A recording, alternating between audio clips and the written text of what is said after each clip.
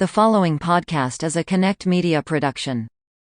I would have pulled the trigger earlier, faster than, waiting for everything to be perfect Yeah. and lined up.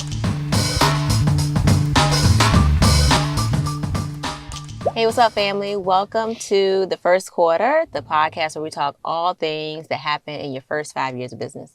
I'm your host, Joy. And I am her husband and co-host, Damar. So today's episode is about hiring your first employee. We're going to jump right into it. When do you know you're ready to hire your first employee?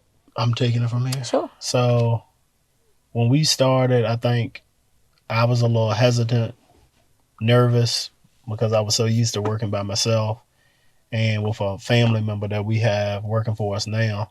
So I think it's a little nerve-wracking and a little, you're afraid. It's the fear, you don't know who you can trust. I think another big issue is you used to making a certain amount of money to cover, you, my wife, and, the person who we had helping us at the time who was only working part-time. So I think you're a little nervous about, man, can I make enough money to carry this person that I don't even know and, be able to provide for or make enough money so that he can provide for him and his family. So those were some of the things that made me a little nervous. But I think you just got to push through. What's your take on hiring the first person? I think hiring the first person in business, especially if you're starting a business and you don't have a lot of capital to start with people in mind, you make it a very personal decision instead of a actual logical business decision. And that's the error. I think you have to know your numbers. If you're making a certain amount of money and what you're doing is falling through the cracks, it's time to hire another person. And I heard, I think Ishmael Valdez say, you're driving the van. And if it's anything that takes you out of the driver's seat from driving your business forward, like you can't get to enough customers, you can't get to all the work that needs to be done, you're not answering people's questions, then it's time to hire another person. And the thing that takes the fear out, which, hindsight is always 20/20, is you have to know your numbers. So how much are you making? How much is that average ticket that you make per job? How much does that next person bring in if they are up to speed and can do the skills? And then is what they bring in more than what you have to pay them? If the answer is yes, yes, and yes, pull the trigger.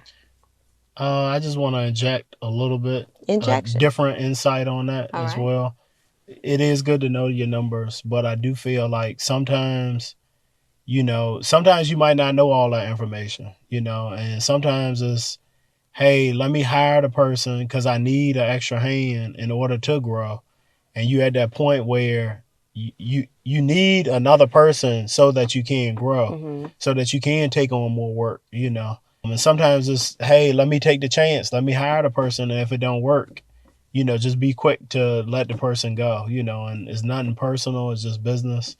And I think, we kind of had to learn that along the way as well. But I think sometimes that's holding you back. Sometimes it's, oh, well, my numbers ain't quite right, or it's not where I wanted to be, but you still need the other hand, So if hey, if I get another person, I'm going to be able to get more work. Now I just got to learn how to market more and bring in more work so that it'll, help cover.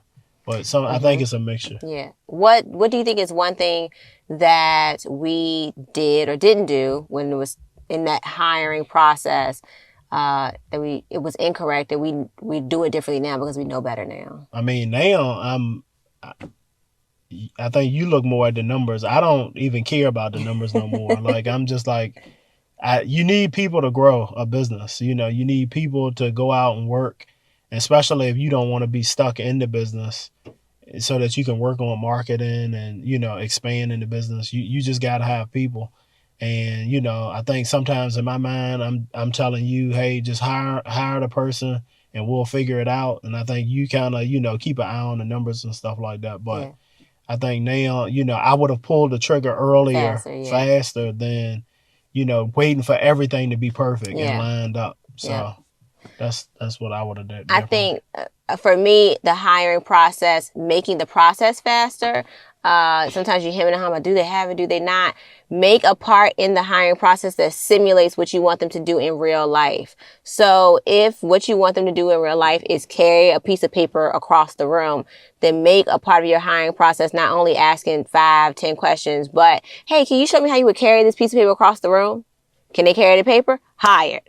If you get them in week 2, 3, 4, 5, 10, they suck at carrying the paper because they were having a good day that day and an off day the rest of the days, fire.